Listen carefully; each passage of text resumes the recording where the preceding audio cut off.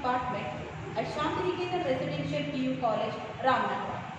Today, let us switch on to the topic called as Principles of Electricity, Network Theorems and AC Principles. The topics which I am going to cover in this session are Introduction part, the definition of charge, properties of charge, the definition of electric current, potential difference, direct current, alternating current, few differences between the direct current and alternating current. Then we are going to discuss about the Ohm's law, limitations of Ohm's law, then finally with a combination of resistors. Introduction part. Electricity plays a vital role in our modern civilization, and we all know that we cannot imagine our life without electricity. The word electricity usually originated from the Greek word electron, which means amber, and in English it means electricity or electric. Charge. Charge is defined as the property of the particle that is responsible for the electrical force. We call it as a charge. So to explain the concept of charge, let me give an example. If two glass rods are rubbed with silk, they experience that they attract each other. Similarly, if two ebonite rods are rubbed with fur, the same, that is, they repel each other. Now, let us take a glass rod rubbed with silk and an ebonite rod rubbed with fur. If they both are brought near to each other, they experience the force of attraction. According to this example, we can say that two types of charges exist. One is a positive charge, another one is a negative charge.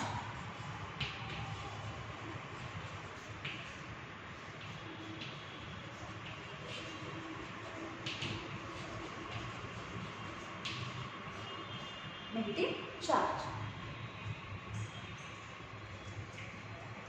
The SI unit of charge is coulomb.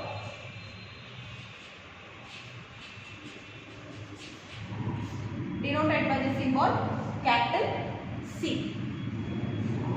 Now let us discuss about the properties of charge. The first property tells that like charges repel each other, unlike charges attract each other.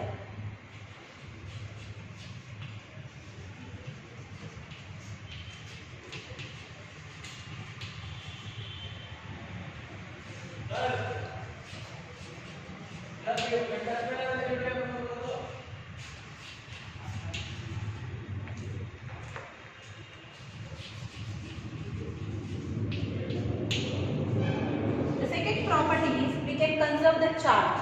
That is, charges can neither be created nor be destroyed.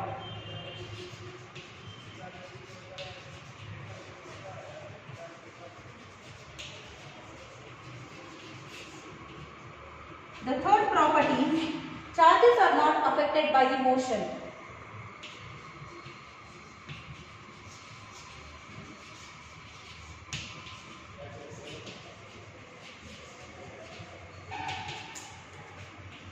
The fourth property, charges always reside at the outer surface of the charged conductor.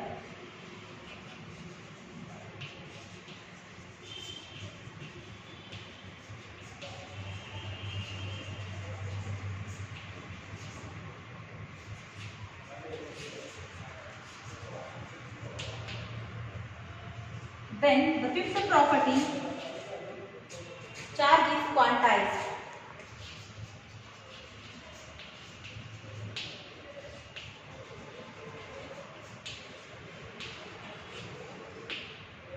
Then the sixth property,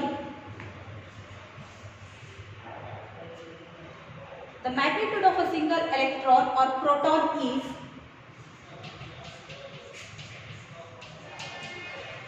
one 1.6 into 10 to the power minus 19 coulomb. So these were the different properties of charges. So now let us discuss what do you mean by electric current.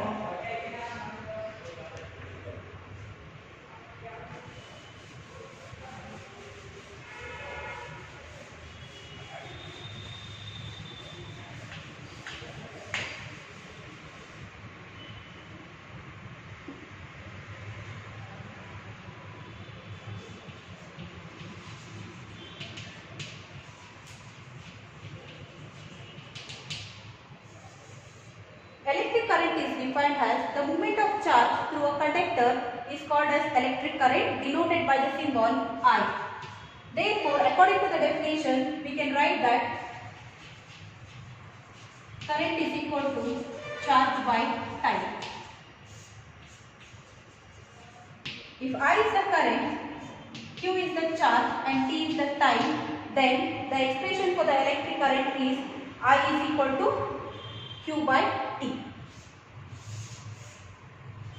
The SI unit of electric current is ampere, denoted by the symbol capital A. So this was about the electric current. Now let us go with the potential difference.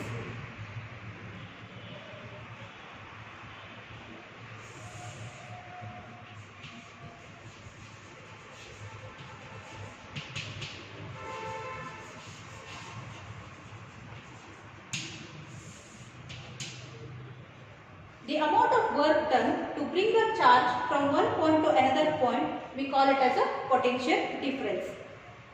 Therefore, potential difference can be written as work done divided by charge transferred.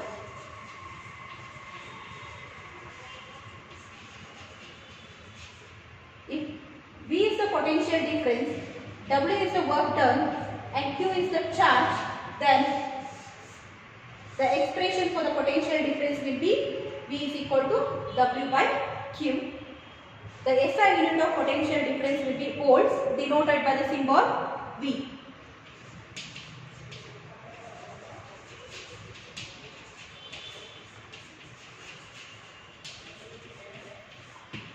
Yeah, this was about the electric current and the potential difference. Now let us switch on to the next topic called as direct current.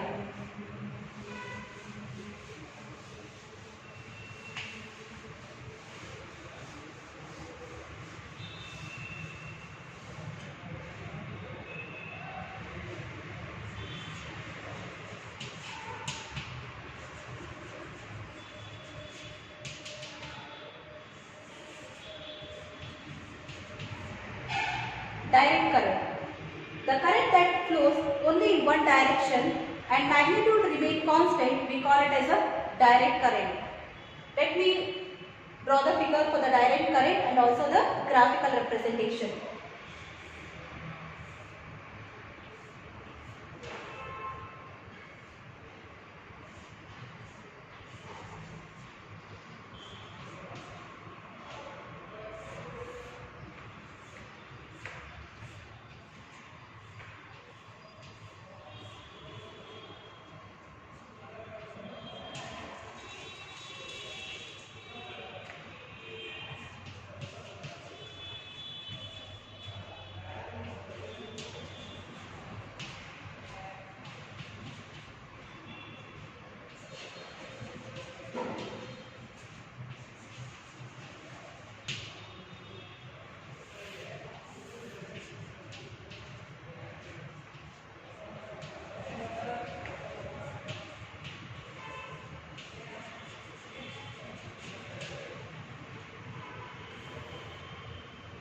Yeah, you can see the figure of the direct current. Here, a DC source is connected to a bulb. In this figure, we can observe that the current flows in one direction. This is the VR characteristics of, that is, graphical representation of direct current. Here you can observe that the magnitude remains constant with respect to time. So this we call it as a direct current. So now let us discuss about the alternating current.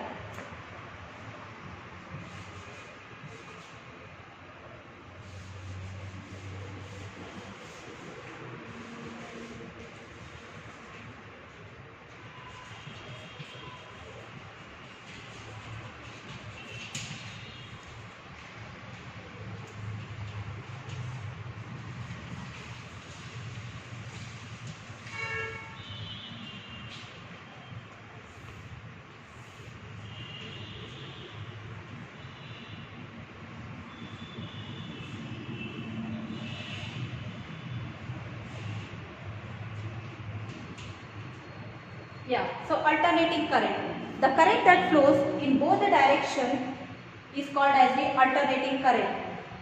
The figure shows that when an AC source is connected to a bulb, the current flows in two-way direction. This is the graphical representation of the alternating current. We can see that the magnitude periodically reverses its direction with respect to time. So this is the graphical representation of the alternating current. Now let us go discuss few differences between the direct current and alternating current.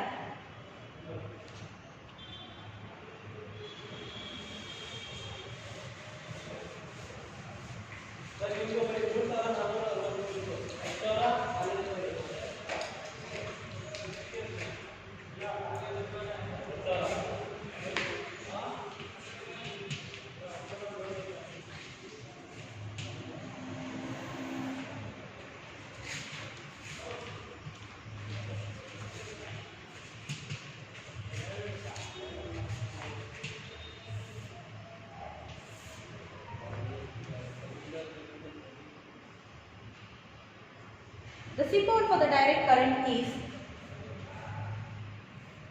and the symbol for the alternating current is. This is the first difference or the comparison. In direct current, the magnitude remains constant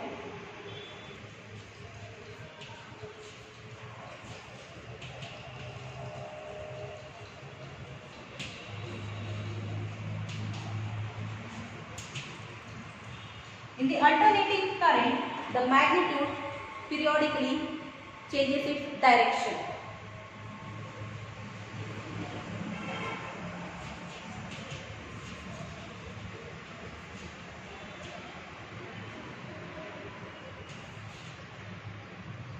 While transmitting the direct current, there was a maximum energy loss.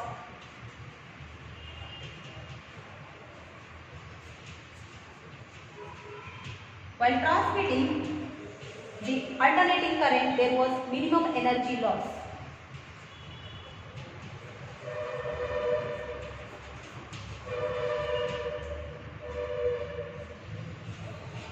Few examples for the direct current are your DC generators, batteries. Similarly, few examples for the alternating current are oscillators, AC generators.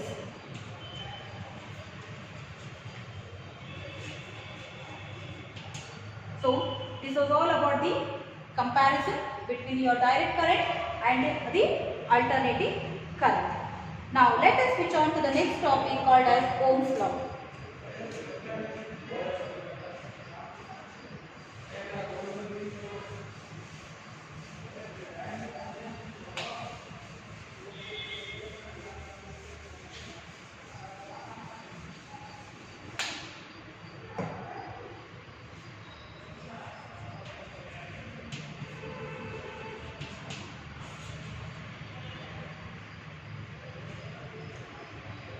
John Simon Ohm, he invented the Ohm's law. According to Ohm's law, the Ohm's law states that the current flowing through the conductor is directly proportional to the potential difference across its end, provided some physical conditions, temperature should remain constant. So let me draw the circuit diagram for the Ohm's law.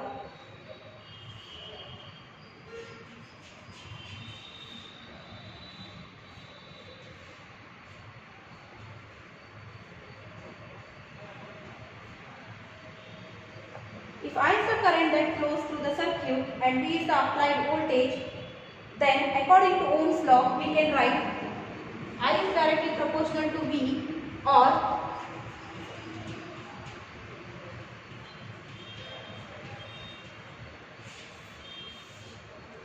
where V is the voltage, I is the current, and R is called as the constant of proportionality known as resistance of a resistor.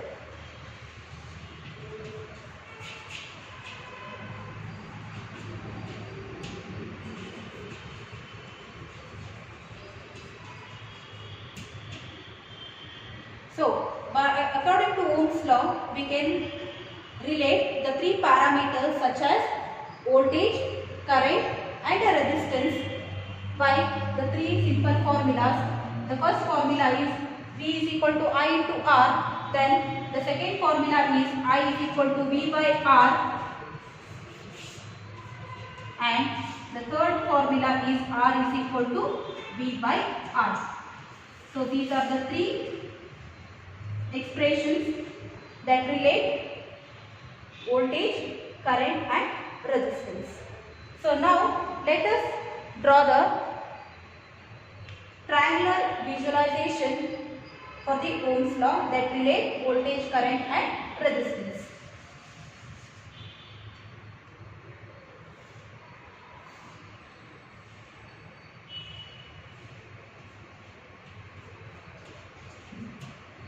And the VI characteristics.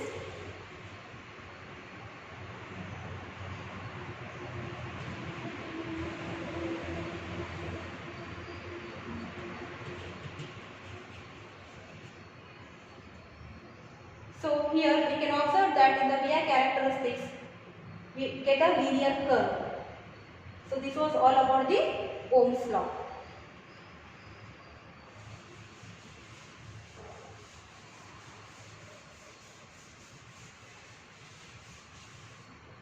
While discussing about the Ohm's law, we introduced a parameter called as a resistance. So now let us define what we mean by resistance.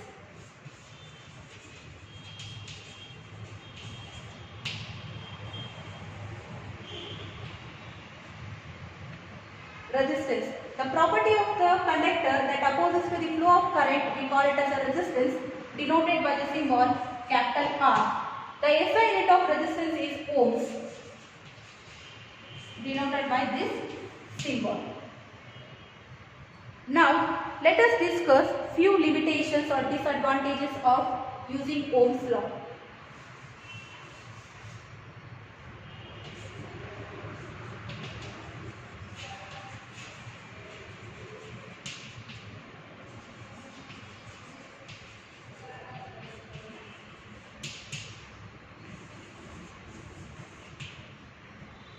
So, according to the statement, for the first limitation of Ohm's law is applicable only when the temperature is constant. So, the temperature should neither be high nor be low. So, this is one of the limitation. Ohm's law is not applicable to non-linear devices such as semiconductors, diodes, transistors. Then the next limitation is Ohm's law is not applicable for the arcing devices. So Ohm's law, to apply the Ohm's law, the physical conditions should remain constant. So these were the few limitations regarding the Ohm's law. Now let us go with the topic called as combination of resistors.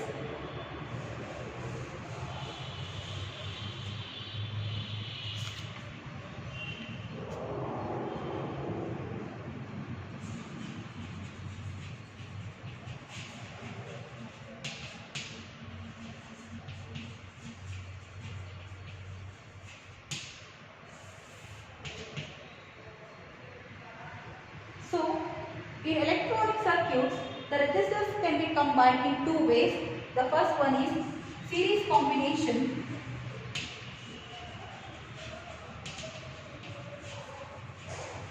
And the second one is parallel combination.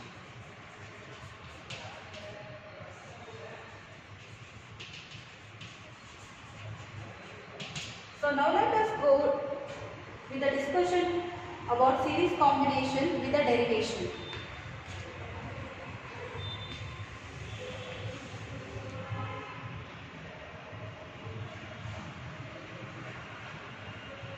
Two or more resistors are said to be in series combination if one end of the resistor is connected to one end of the other resistor.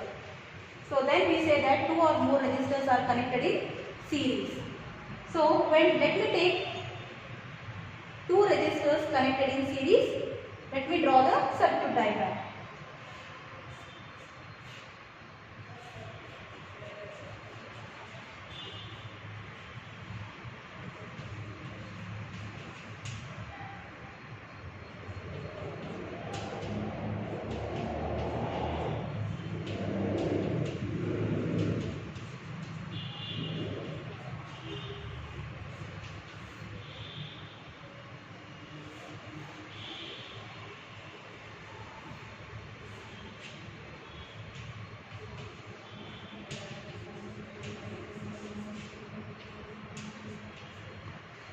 So here R1 and R2 are the two resistors connected in series. Let I be the current that flows through each resistor R1 and R2 and V be the applied voltage across the combination. So when two resistors are connected in series, we can observe that the current through each resistor remains same, whereas the potential difference, that is V1 and V2, they are going to divide or differ. Now let us start the derivation.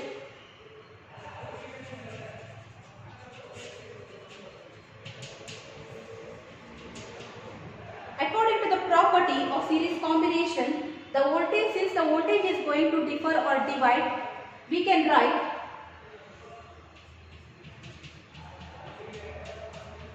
let me consider this as equation number 1. Now let me apply Ohm's law to each resistors, that is R1 and R2.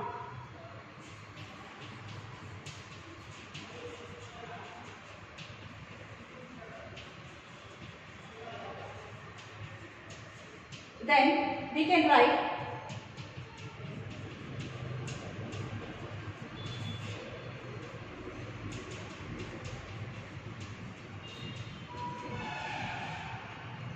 if Rs equal to R effective is the effective resistance across the series combination, then according to Ohm's law we can write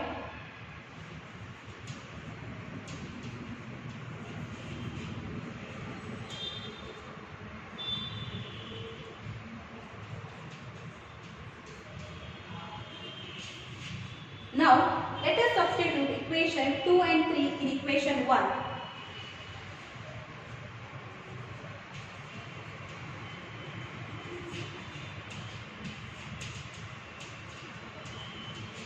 We get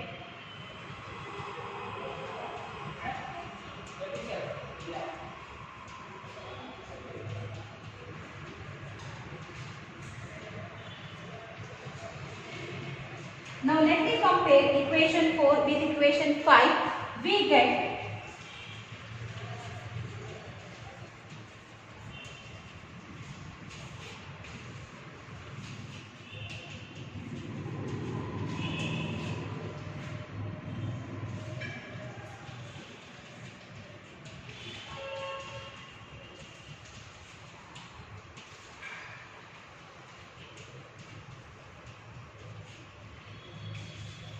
so this is the final expression when two resistors are connected in series, that is the effective resistance Rs is equal to the sum of the individual resistance R1 plus R2. So in general, if there are n number of resistors connected in series fashion, then the above expression can also be written as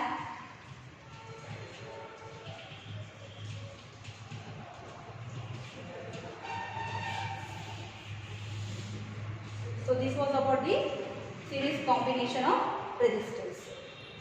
Now let us move with the parallel combination of resistors.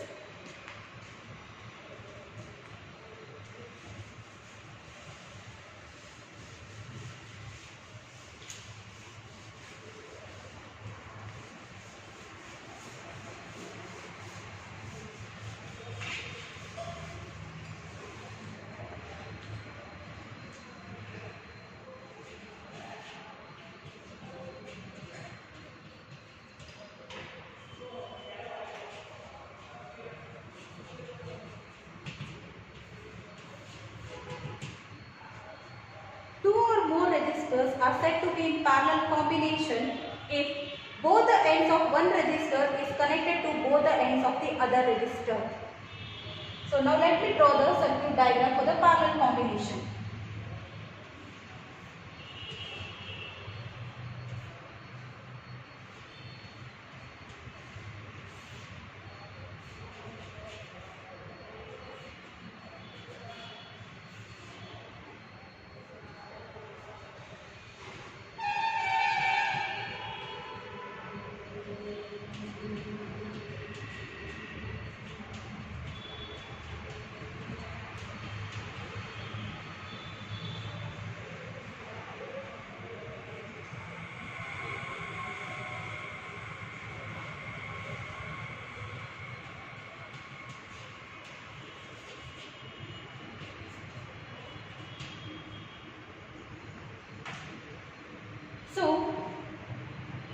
if V is the applied potential difference, R1 and R2 be the two resistors connected in parallel combination. Let I be the main current. When the main current reaches the node A, the current is going to divide in such a way that I1 is the current that flows through R1 and I2 is the current that flows through the resistor R2. This shows the effective resistance or the equivalent diagram. Now, according to this circuit diagram, we can say that when the two or more resistors are connected in parallel combination, the potential difference across the combination remains same, whereas the current is going to divide. That is, the main current is going to divide into branch currents called as I1 and I2. Now, let us derive the expression. Go with the derivation part.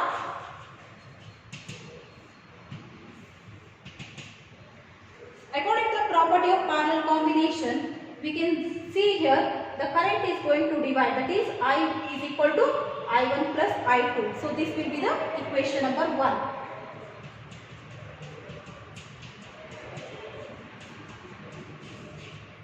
Now, let me apply Ohm's law to each resistors R1 and R2. Then, we can write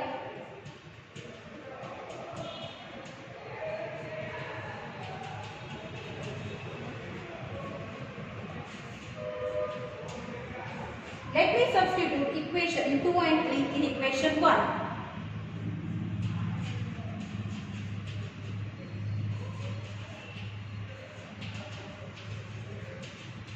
Then we can write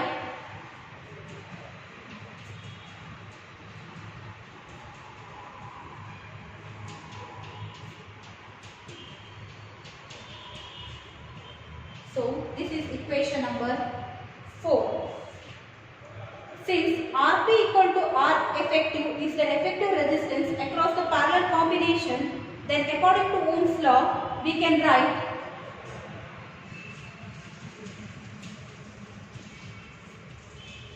now let us equate equation 4 with equation number 5.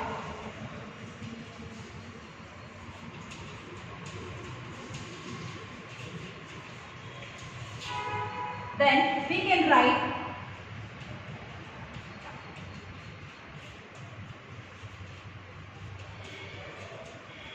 or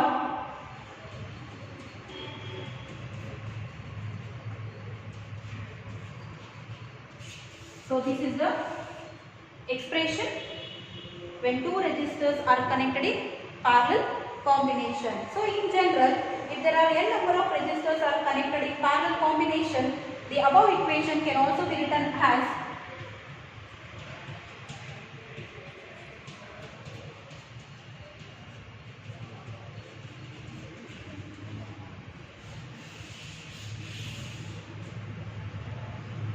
so this is nothing but the derivation for the parallel combination when two resistors are connected in parallel.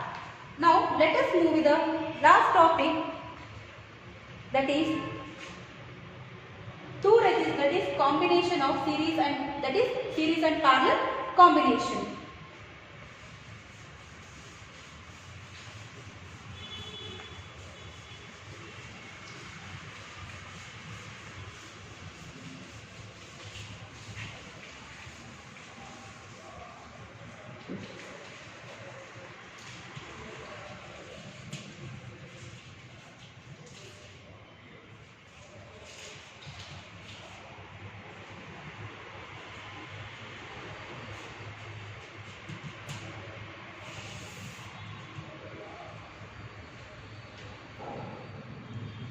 Series and parallel combination. So far we have discussed what is by series combination and what you mean by parallel combination. So here series and parallel combination, it means that two or more resistors, they can be connected in series with two or more resistors connected in parallel together.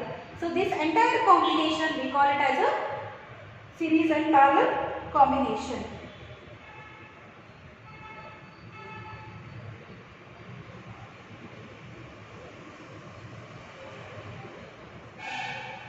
So to explain this concept, let me draw a circuit diagram.